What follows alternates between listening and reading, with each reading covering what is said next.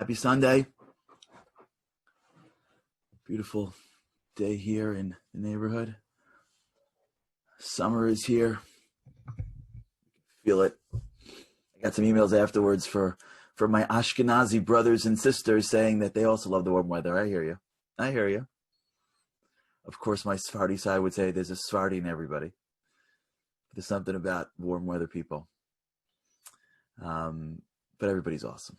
It's great to be here Sunday morning. Thanks so much for tuning in. For those of you who are live, God bless you. For those that are watching on demand, thank you for doing that. We've been talking last week a lot about this concept of getting more articulate with our thoughts. Our minds can be very, very confusing. Our minds could send us in different places, mostly when we're not clear with our thinking. For those who were on the Friday show, I know Liron was there. Thank you. For those that were there on Friday afternoon, you know that we do a show at 5:30 on Fridays. It's called the Shabbat Show. And we had just done the part of Shabbat called Havdalah. It's the time at the end of Shabbat where we make a blessing on the ability to distinguish. And we have a list between good and bad, between holy and not holy, between day and night. We list these things out because one of the things that a day like a Shabbat, which by the way is a lot of what we've been talking about here. Shabbat's much holier than what just a regular day of thinking, but a lot of what we've been saying here on the show is this idea that there's a time for action and a time for thought. And when you spend enough time in thought, when you give thinking its proper due, when life isn't I wake up and I'm doing, and I go to bed and I'm doing. And I have the same thing, by the way, all the time. So many times I go to bed at night and I'm like, what else can I do before bed? What else can what emails can I return? What can I see? What can I watch? What can I read? What can I do so that when I fall asleep, I've got nothing left? And that seems, at least to me, as better than not, but we're missing the time to think. We're missing something. It's actually not on Momentum. It's on Project Inspire. It's on my Facebook at 5:30 every Friday. We're missing the time to think. And what thinking does is thinking actually creates articulation of thought. And articulation of thought enables us to change our thinking, enables us to adapt our thinking, because most growth isn't black or white. Most growth is gray. But in order to find gray, you have to know which is black and which is white, right? Gray is just black and white mixed together. In order to grow for real in life, growth isn't like I'm a 0 and then I'm 100. That's not sustainable. Growth isn't that I can't do it, now I can. I get inspired, so I'm going cold turkey. For some people that maybe they can do that, but for most people you can't do anything cold turkey. Growth is about how to slowly adapt your mind, step by step, how to go +1, as we spoke about earlier, to consistently be going +1, to know where you want to go into the future, but to push yourself a little bit more consistently, so that over the course of time, without having to go through any level of sustained pain at a point where you can't handle it, you're growing. So that proverbial marathon runner, he or she cannot sustain walking and breathing heavy because they can't get through a walk and then running 26 miles. It won't work. Maybe one time, if there was some level of fear or huge reward. If it were anything, maybe. But consistently, there's no way. That's why we're constantly failing. Because we're going from 0 to 100 in our thoughts. The marathon's into the distance. The ideal day is into the distance. The way you grow is when you're consistently achieving a certain level of ability, and then you're pushing it. When you're getting to that 1 mile, and then you keep hitting it. And as soon as you feel like you can do a mile, what you do when you get to that mile is you push to 1.2. Now, if you don't have a goal to get to, you won't push. But if you're not going to hold by the mile, you're never going to get there. So you're going plus one, plus one, plus one, plus one. So when it comes to running, that's pretty simple. I'm at 0. I got to get 26.2. Okay. What about when it comes to our lives? What about marriage? What about parenting? What about my work? What about my spirituality? What about my friendships? What about my traits? What about humility? What about ambition? What about the things that make my life? Where's the 26.2? Where's the goal? How do I know where I am? What mile am I up to? How do we know? Am I a good husband? Am I a decent husband? Am I an amazing husband? Is my spouse reacting to me in a way that I don't want because of what he or she is doing or because of what I'm doing? Are my children treating me the way they're treating me because of what I'm doing, because of what they're doing, because of what I'm doing? Is my boss, is the world not giving me things because they're not delivering for me? Do I not feel connected to the divine because of the situation of how it's not working religion, or because maybe I haven't connected? Where does it go? If I'm not articulate in my thinking, if I'm not looking at the world and reacting in the right way, if I'm not analyzing, even for 5 minutes a day, how do I know? And what time and what designated time to think does for us, which is what the weekends really are all about. Well, at the surface level, what it does for us is it's supposed to allow us to analyze, to grow. That was this idea that we spoke about on Friday. The Havdalah service is a blessing that we make in the ability to create distinctions. And we spoke about this here. Wisdom is found on distinctions. The two people are looking out to the sky, and one person goes, cool, clouds. And one person goes, wow, there are these types of clouds, and the cumulonimbus clouds, and there are these clouds. And that person can understand from just where the clouds are, everything about. The second person is wiser in that area because he can make a distinction in an area that the first person can't. Distinctions come from time to think. Distinctions come from articulation of that which was unarticulatable, if that's a word that we just created because we have our own vocabulary here on the show.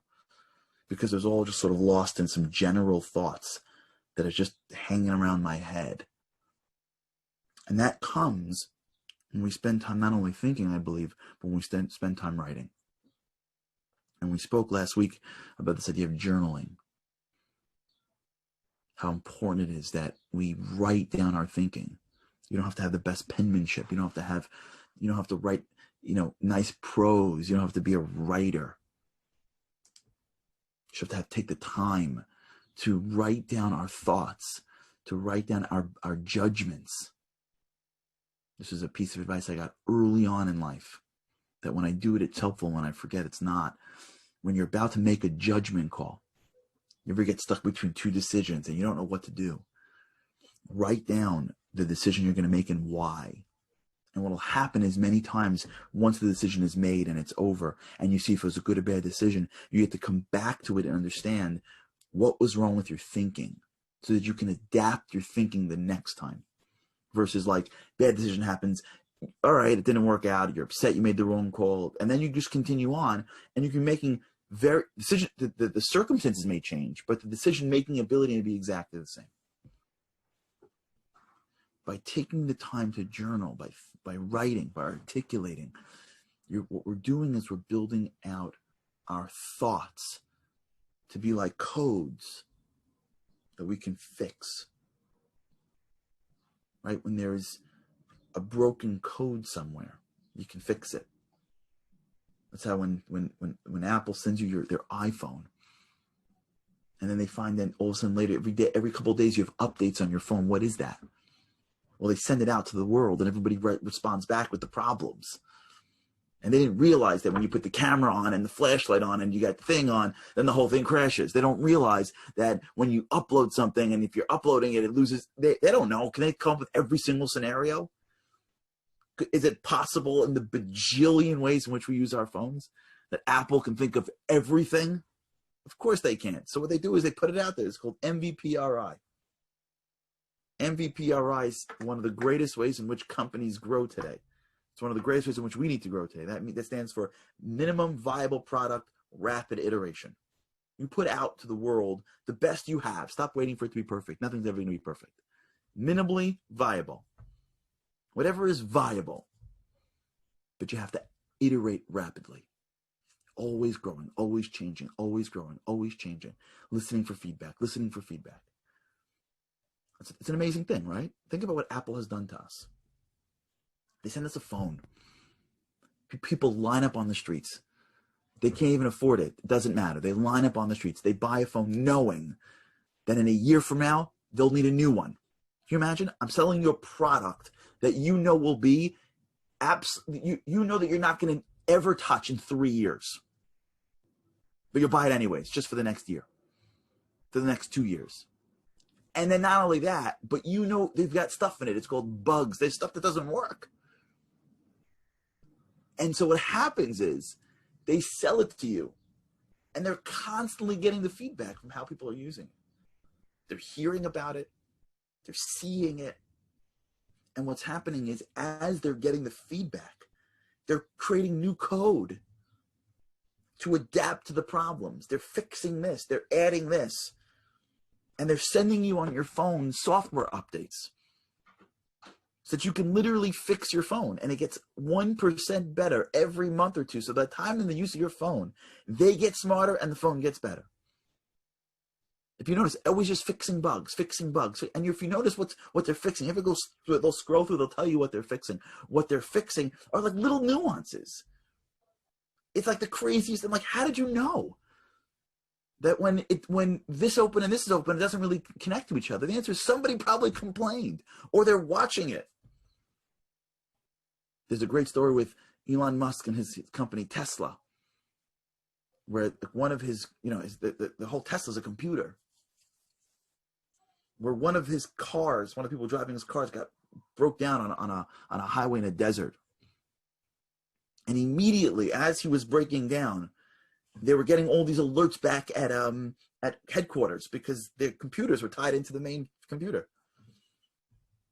And there's a great story about Tesla where, as the car was malfunctioning and it finally broke down, by the time he had called in to wherever he had to call to tell somebody that this is happening for customer service, they were already working on a fix, and they sent him a software update in which he downloaded onto his screen, which fixed the problem, which got him keep going. Like, can you imagine a software update to your car?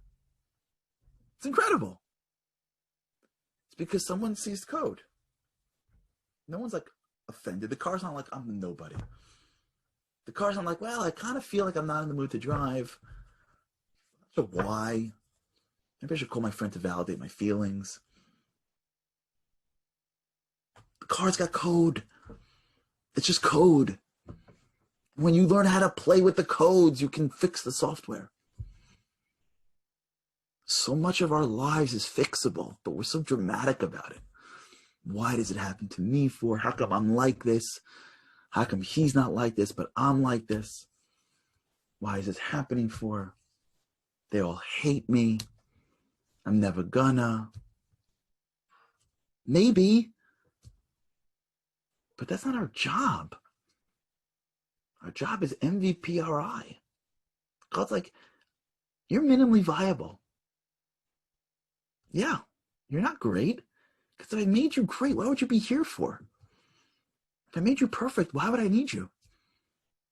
If I made you perfect, there's a great, I don't know if you remember this. I saw this when I was younger. There's a great remember this show, The Twilight Zone? Remember the show, The Twilight Zone? I would only watch it in school because like every other Twilight Zone had like a great lesson to it. And do you remember what I'm talking about? Like every other had like some lesson that like in the Twilight Zone. So there's a Twilight Zone episode I remember seeing in school where a guy was not a great guy and they sent him to hell. You remember this one? And he goes in and he walks in and it's like a casino with all these beautiful people around and all the food he can eat. And every time he throws the dice, he wins. And he's like, this is really it. I mean, this is the greatest thing in the world. And the next day, same thing, the casino, all the beautiful people, all the food. He throws the dice, he wins every time. And the next thing, and the next thing, and the next thing, and the next thing. And every single day is the exact same scenario. He can never lose. He's always funny. He has everything he can eat. And he realizes that he's got no challenge. And he starts begging to be put back into the world. The challenge is what gets us excited. The challenge is what makes life worth living. If we were born perfect, it wouldn't work. We're born MVP. MVPRI stands for Minimal Viable Product Rapid Iteration. Oh, Andy, gosh, I'm telling you, for those who are watching this live or even afterwards, Andy already found the episode that I just talked about. We don't even plan this. This is called Synergy Here. We're connected. You can check out the link. I haven't seen it in years. I hope it's right. I haven't seen that episode in forever. I hope I got the details right. We're minimally viable. That's all you got to be in life, is minimally viable. You don't got to be perfect. There's nobody in this world that's perfect. And the more people look perfect, the more they're hiding their imperfections. God's perfect. Me and you are flawed on purpose. But let me tell you what we have to do. Rapid iteration. Grow every day a little bit. A little bit. A little bit. 1%. Every few days we should have our own software updates. How do we get it? We gotta start writing the code. We've got to write down our feelings. We've got to write down our judgments. We've got to write down our dreams. We've got to write down why we failed. We got to look at it. We got to analyze it. Maybe we can find someone in our lives that we can talk to about it. A friend, a partner, a spouse that can help us grow. And we got to start changing it. Journaling is a process for us to get underneath who we are. Someone emailed me over the weekend. Does it have to be something? It doesn't. It doesn't have to be anything. It could be your feelings. You just have to commit to a certain amount of pages every single day, no matter what. One day off you get, Shabbat. You commit to a day off. That's it. Every day, you take a page and you write. Even if you write, I have nothing to write. It's a habit. It's a ritual. You're doing it all the time. You're starting to take all of this information and put it down somewhere. And then you got to look at it. Ask yourself, why did I do that? Why does she make me feel this way? Am I taking or am I giving here? Are these people right for me? Or am I hanging around them because I'm trying to be someone that I'm not? How do I act like this person? What is it about this person that inspires me? My ideal day has been hanging out into the future for weeks. Have I done one thing to get me closer? And then, and we'll talk about tomorrow, is we start realizing that the way to get there is through a process called rituals. Rituals of the game of how we create software updates. All right, we'll continue this tomorrow with God's help.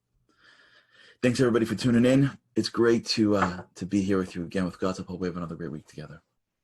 Have an amazing day, an amazing Sunday, or any day that you're watching this. Remember, you can always watch this live on Facebook, Momentum in Mine.